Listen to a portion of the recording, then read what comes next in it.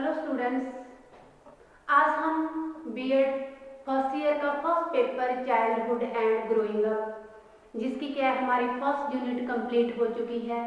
First unit का जो last topic था उसके अंदर मैंने आपको करवाया लेक्चर नंबर 4 के अंदर कि वृद्धि और विकास को प्रभावित करने वाले कारकों का वर्णन कीजिए। उसके अंदर मैंने आपको करवाया कि वंशानुकरण कारक, बुद्धि, संवेग, पारिवारिक स्थिति, रोग, दिनचर्या, खेल और व्यायाम आदि मैंने आपको क्या है पॉइंट क्लियर करवाए। वहां हमारी जो है फर्स्ट यूनिट खत्म हो चुकी थी। आज सेकंड यूनिट हमारी स्टार्ट होती है। सेकंड यूनिट के अंदर जो हमारा फर्स्ट लेक्चर है वो है, आज हम बात करेंगे वंशानुक्रम के ऊपर कि जो वंशानुक्रम है, हेरिडिटी है, तो है क्या वो चीज। पहले हम उसके बारे में बात करते हैं। मैंने आपको पहले भी बताया है, जब आप कोई भी आप अपना टॉपिक लिखते हो, टॉपिक लिखना स्टार्ट करते हो, जो टॉपिक है अपना, उससे पहले आपने क्या है इंट्रोडक्शन देनी है, परिचय देनी है। तो फर्स्ट पॉइंट है हमारा परिचय।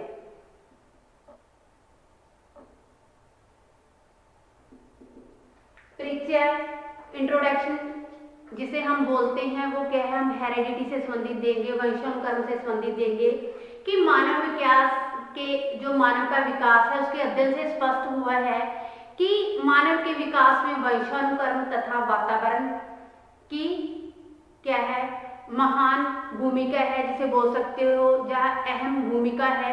बालक के विकास में वंशानुक्रम तथा वातावरण में सबसे अधिक किसकी भूमिका है, ये क्या है शिक्षा शास्त्रियों के अंदर हमें मतभेद देखने को मिलता है। कोई तो बोलता है कि बालक के विकास में वातावरण की अहम भूमिका है। कुछ मनोवैज्ञानिकों का मत है कि जो बालक के विकास में क्या है वंशानुक्रम की अपेक्षा वातावरण की अपेक्षा वंशानुक्रम की अधिक महत्वपूर्ण मानते हैं। अगर वास्तव में जाना जाए कि जो बालक का जो विकास है वो वंशानुक्रम व वातावरण दोनों को ही अंतक्रिया का परिणाम है। वंशानुक्रम यहाँ जन्मजात व प्राकृतिक होता है, वहीं वातावरण अर्जित व पोषण पर आधारित होता है। अब हम देखते हैं, अक्सर हमें देखने को मिला है कि एक जो बालक है, बालक को अपने माता पिता से क्या है बहुत से गुण जन्मजात मिलते हैं। जो गुण है वो जन्म से ही प्राप्त होते हैं।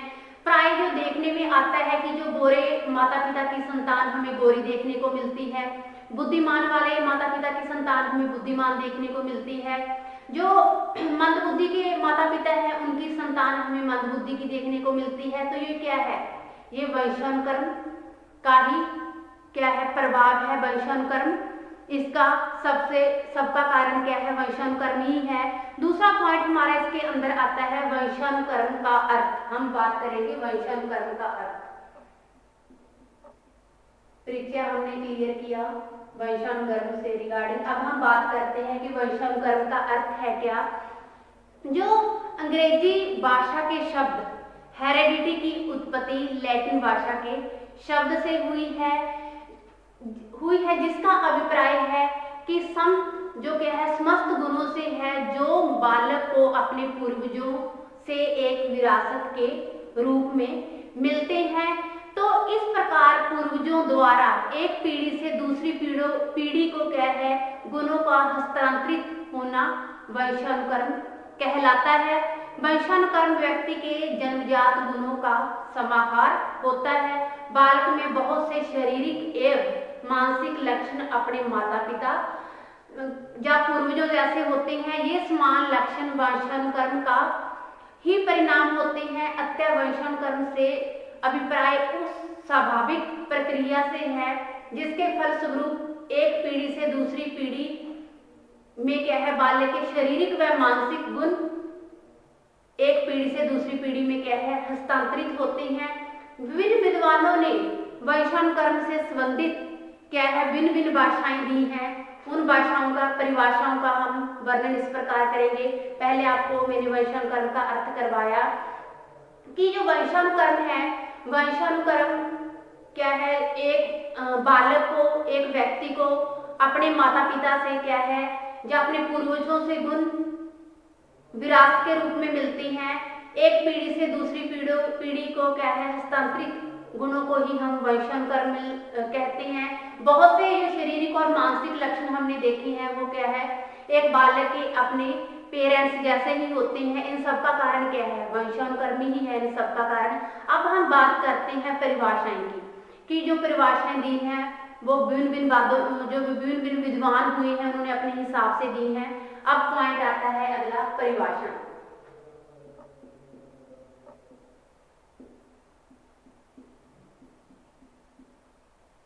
परिभाषा में के ऊपर बात करेंगे। जो फर्स्ट परिभाषा दी है वो किसने दी है, V N Jha. V N Jha.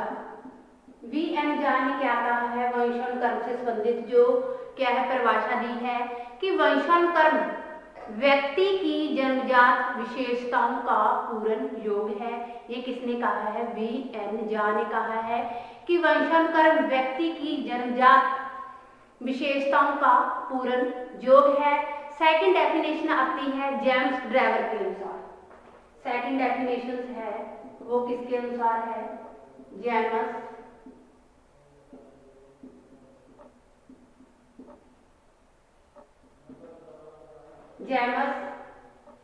Driver के अनुसार कि शारीरिक तथा मानसिक विशेषताओं का माता पिता से संतानों को हस्तांतर होना वंशानुक्रम कहलाता है। कि शारीरिक तथा मानसिक विशेषताओं का माता पिता से संतानों को हस्तांतरित होना वंशानुक्रम कहलाता है। ये किसने कहा है, जेम्स ड्राइवर ने कहा है। ये अगला पॉइंट हम क्लियर करते हैं कि जो वंशानुक्रम की प्रक्रिया है, जो वंशानुक्रम की प्रोसेस है वो कैसे आरंभ होती है, हम बात करते हैं। अगला पॉइंट है वंशानुक्रम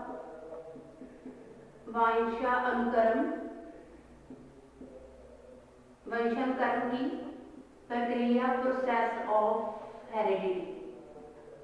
वंशानुक्रम की प्रक्रिया का हम क्या है वर्णन करेंगे अब, कि जैसा कि पीछे स्पष्ट हम कर चुके हैं कि जो वंशानुक्रम द्वारा जो विभिन्न शारीरिक एवं मानसिक गुणों का हस्तांतर एक पीढ़ी से दूसरी पीढ़ी को होता है। इन गुणों का हस्तांतर जो होता है पैतृक, जिसे आप इंग्लिश में जीन्स के माध्यम से ही संभव होता है। पैतृक धागों का क्या है, एक बारीक पैतृक जो है वो धागों के समान बारीक कण होती हैं, जो मानव के उत्पादक कोश में पाए जाते हैं तथा माता पिता से संतान को हस्तांतरित होते हैं, ट्रांसफर होते हैं। पैतृक गुणसूत्रों में पाए जाते हैं। प्रत्येक गुणसूत्र में 3000 तक पैतृक होते हैं। इन पैतृकों के माध्यम से ही वंशानुक्रम का हस्तांतर क्या है, वंशानुक्रम गुणों का हस्तांतर होता है। अब बात आती है स्त्री और पुरुष दोनों के अंदर कितने गुणसूत्र पाए जाते हैं, कि जो स्त्री और पुरुष दोनों में 46 या 23 जोड़े गुणसूत्र पाए जाते हैं। इन 23 गुणसूत्रों में से 22 जोड़े गुणसूत्र स्त्री तथा पुरुष के एक समान होते हैं। 23वीं जोड़ी गुणसूत्र असमान होता है। कि स्त्री में 23वीं जोड़ी गुणसूत्र एक समान छड़ीनुमा आकार का होता है, जिन्हें एक्स कहा जाता है। पुरुष की 23वीं जोड़ी एक्स व वाई गुणसूत्र होता है। इसी 23वीं जोड़ी गुणसूत्रों के आधार पर लिंग का क्या है, निर्धारण होता है। जब स्त्री का एक्स गुणसूत्र व पुरुष का एक्स गुणसूत्र मिलते हैं तो लड़की का जन्म होता है।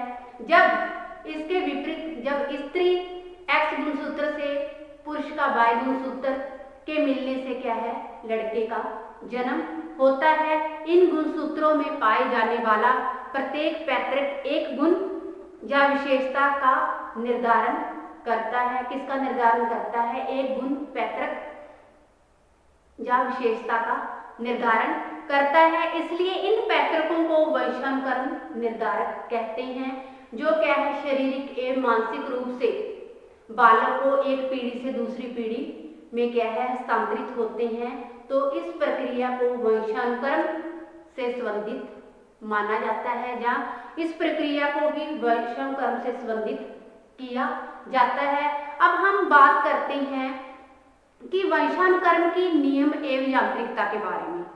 जो इसके लॉ है कि वंशानुक्रम के नियम व यांत्रिकता, अगला हमारा ये पॉइंट है जिसे हम अलग अलग पॉइंटों के द्वारा क्लियर करेंगे कि वंशानुक्रम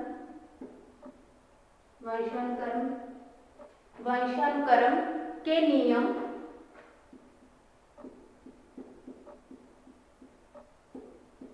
व यांत्रिकता।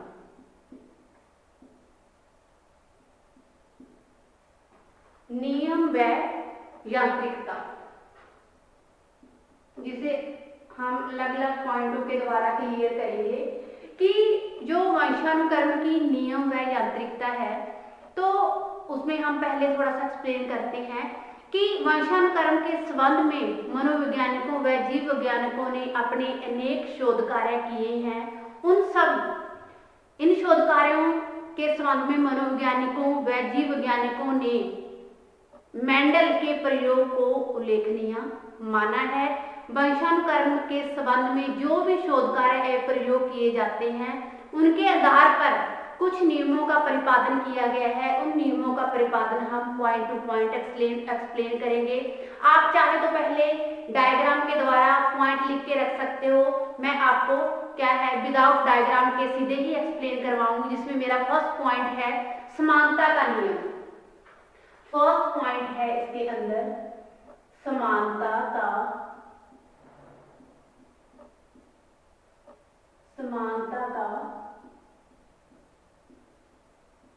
नियम। समानता का नियम देखिए, इसको हम एक्सप्लेन करते हैं कि इस नियम के अनुसार समान प्राणी अपने समान प्राणी को ही जन्म देता है। बच्चों में भी वही गुण परिलक्षित होते हैं जो गुण उनके माता पिता के अंदर होते हैं। हमने क्या है सामान्य हमें क्या है देखने को मिला है, अक्सर हम देखते हैं कि जो माता पिता क्या है लंबे होते हैं, उनकी संतान लंबी ही होती है। जो माता पिता गोरे होते हैं, उनकी संतान हमें गोरी ही देखने को मिलती है। जो माता पिता क्या है प्रतिभाशाली बुद्धिमान बुद्धि प्रवृत्ति के होते हैं, उनकी संतान हमें बुद्धिमान ही देखने को मिलती है। जो पेरेंट्स मंद बुद्धि के होते हैं, उनकी जो संतानें हैं हमें मंद बुद्धि की ही देखने को मिलती हैं। तो जो बालकों में पाए जाने वाले अनेक गुण उनके माता पिता और पूर्वजों के समान ही होते हैं। ये समानता के नियम के द्वारा हमने क्लियर किया। सेकंड पॉइंट है इसके अंदर हमारा प्रत्यगमन का नियम।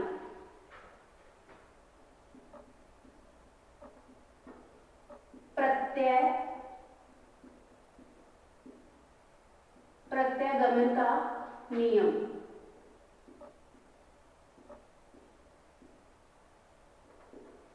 प्रत्यगमन का नियम वंशानुक्रम से संबंधित प्रत्यगमन का यह नियम यह बताता है कि प्रत्येक गुण में औसत की और प्रत्यगमन करने की प्रवृत्ति पाई जाती है। माता पिता व पूर्वजों से जो गुण संतानों को हस्तांतरित होते हैं, वे प्राय क्या है विशिष्ट से सामान्य की और चलते हैं। ये कौन सा नियम बताता है हमें? प्रत्यगमन का नियम बताता है कि जरूरी नहीं है कि जो पेरेंट्स लंबे हैं उनकी संतान हमें लंबी ही देखने को मिली। जो पेरेंट्स क्या है एक अच्छी बुद्धि रखते हैं, बुद्धिमान होते हैं, उनकी संतान हमें कम बुद्धिमान देखने को भी मिल सकती है। जो पेरेंट्स गोरे होते हैं, उनकी जो संतानें हैं हमें काली भी देखने को मिल सकती है। तो अतः इस नियम से स्पष्ट होता है कि संतान प्राय अपने पूर्वजों की अपेक्षा औसत गुणों की ओर भी अक्सर होती है। ये नियम हमें ये बताता है कि जरूरी नहीं है जो पेरेंट्स लंबे हैं उनकी संतान क्या है उनका कद लंबा नहीं भी हो सकता। जो पेरेंट्स गोरे हैं वो उनकी संतान क्या है हमें काली भी देखने को मिल सकती है।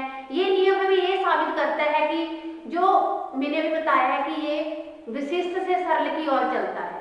जो ये है ये विशिष्ट से सामान्य की ओर प्रत्यगमित होते हैं। जरूरी नहीं है कि जो संतानों के गुण है वो प्रॉपर ही हर एंगल से अपने माता पिता के ऊपर ही जाएं, वो उनके ऑपोजिट भी हो सकते हैं। थर्ड पॉइंट है विभिन्नता का नियम। इसके अंदर आ जाता है थर्ड पॉइंट विभिन्नता का नियम। विभिन्नता का नियम हम देखते हैं।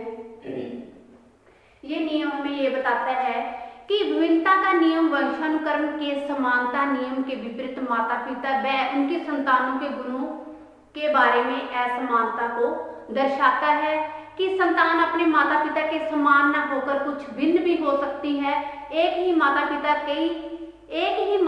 के कई समान न होकर कुछ भिन्न होते हैं। जैसे उनके शारीरिक और मानसिक गुणों में क्या है, हमें असमानता देखने को मिलती है। यह नियम हमें यह बताता है कि माता पिता के शारीरिक एवं मानसिक लक्षणों व उनकी संतानों के शारीरिक व मानसिक लक्षणों में कुछ अंतर हमें देखने को मिलता है। हम इस नियम में ये नहीं बोल सकते, जो वंशानुक्रम हेरिडिटी चल रही है, कि जो माता पिता की संतान है वो प्रॉपर तरीके से अपने माता पिता के ही ऊपर जाएगी। उनके शारीरिक मानसिक बौद्धिक नैतिक क्या है लक्षण हमें उनसे माता पिता से कुछ ना कुछ अंतर भी हमें देखने को मिल सकता है। तो ये विभिन्नता के नियम के अंदर हमने क्लियर किया। अगला पॉइंट आता है संयोग का नियम। फोर्थ पॉइंट है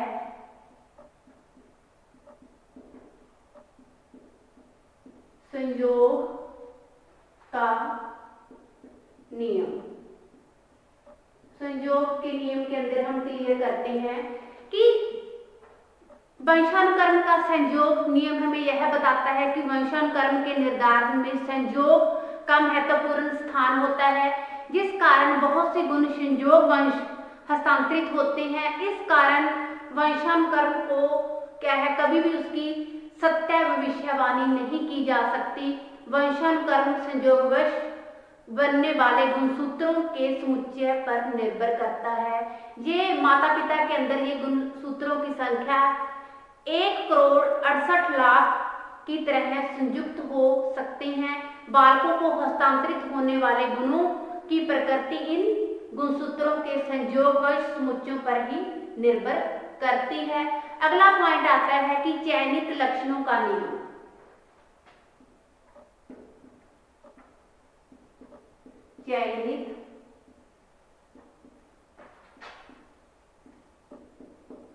चयनित लक्षणों का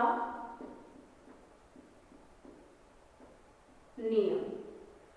ये जरूरी नहीं है कि जो भी गुण एक बालक को उसके पूर्वजों से, उसके माता पिता से क्या है, एक पीढ़ी से दूसरी पीढ़ी क्या है गुण हस्तांतरित होती है, तो हर एंगल से बच्चा अपने माँ बाप के ऊपर नहीं जा सकता।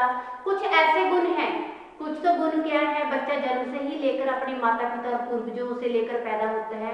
कुछ गुण ऐसे हैं जो उन्हें क्या है जन्म के बाद वातावरण के दायरे के अंदर मिलते हैं।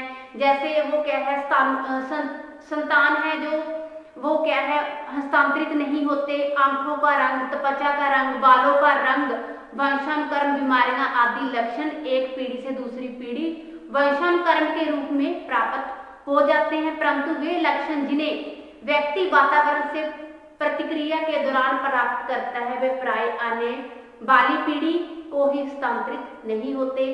कुछ लक्षण तो वो क्या है अपने पूर्वजों, अपने माता पिता से लेकर पैदा होते हैं, कुछ क्या है उसे वातावरण के दायरे के अंदर ही आकर मिलते हैं। जैसे प्राय संतानों को हस्तांतरित नहीं होते, जैसे आंखों का रंग, बालों का रंग, त्वचा का रंग, क्या है चेहरे का आकार तथा कुछ बीमारियां आदि लक्षण एक पीढ़ी से दूसरी पीढ़ी को क्या है वंशानुक्रम के रूप में प्राप्त हो जाते हैं, परंतु वे लक्षण जिन्हें व्यक्ति वातावरण की प्रतिक्रिया के दौरान प्राप्त करता है प्राय आने वाली पीढ़ी को ही हस्तांतरित नहीं होते। कुछ तो जन्म से लेकर क्या है बच्चा पूर्वजों अपने माता पिता से लेकर पैदा होता है, कुछ वो क्या है वातावरण के दायरे के अंदर ले आकर प्राप्त करता है, वो क्या है उन्हें हम नहीं बोलेंगे कि ये एक पीढ़ी से दूसरी पीढ़ी में चल रही है, तो वो क्या है, कुछ वातावरण के दायरे के अंदर ही वो आकर प्राप्त करता है। अगला पॉइंट है माता पिता संबंधी पक्षों का नियम। 6th पॉइंट आ जाता है मेरा माता पिता संबंधी पक्षों का नियम।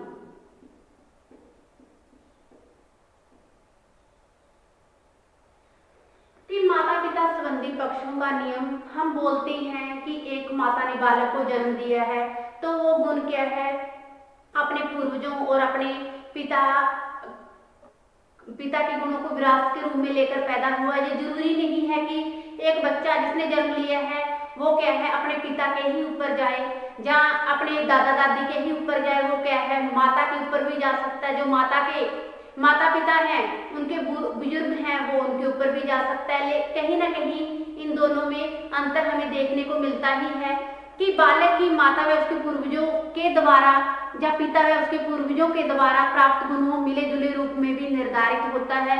बालकों में माता की पीढ़ी के तथा पिता की पीढ़ी के गुण भी मिले जुले रूप में परिवर्तित हो सकते हैं। वो जरूरी नहीं है कि पिता के ऊपर ही जाए, पिता के पेरेंट्स के ऊपर ही जाए, वो माता के ऊपर भी जा सकता है। तो हम बालक के अंदर मिले जुले गुणों के रूप में परिलक्षित हम उन गुणों को देख सकते हैं, वो मिले जुले ही रूप में परिलक्षित हमें देखने को मिलते हैं। अगला पॉइंट आता है इसके अंदर बीज कोश की निरंतरता का नियम। 7th पॉइंट है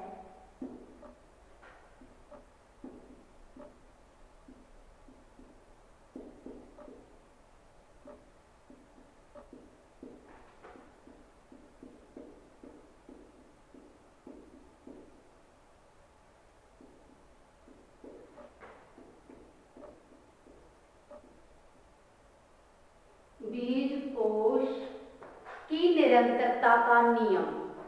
अब बात आती है इस नियम का प्रतिपादन, जो हमें प्रसिद्ध विद्वान बीजमैन है जो इस बात कर रही हूँ कि बीज कोश की निरंतरता का नियम, कि इस नियम के प्रतिपादक प्रसिद्ध विद्वान बीजमैन है। उनके अनुसार बीज कोश का कार्य केवल उत्पादक अंकुशों का निर्माण है। जो बीज कोश बालक को अपने माता पिता से एक पीढ़ी से दूसरी पीढ़ी से मिलते हैं, वह अगली पीढ़ी को क्या है हस्तांतरित कर देता है। इस प्रकार बीज कोश एक पीढ़ी से दूसरी पीढ़ी क्या है निरंतर चलता रहता है। बीज कोश कभी न खत्म होने वाली प्रक्रिया है। अभी मैंने आपको बताया जो बीज कोश के महान प्रसिद्ध प्रतिपादक हुए हैं वो कौन हुए हैं, बीजमैन ही हुए हैं। उन्होंने कहा है कि जो बालक गुण पैदा लेकर होता है, जो बालक पैदा होता है गुण लेकर पैदा होता है, वो क्या है अपने पूर्वजों अपने माता पिता से लेकर होता है, वो क्या है एक पीढ़ी से दूसरी पीढ़ी हस्तांतरित होते रहते हैं। बीज में जो क्या मैंने बोला बीज कोश निरंतरता का नियम, अतः इस नियम के अनुसार बालक को जन्म देने वाला बीज कोश कभी नष्ट नहीं होता। तो हमने ये पॉइंट इसके अंदर क्लियर किए।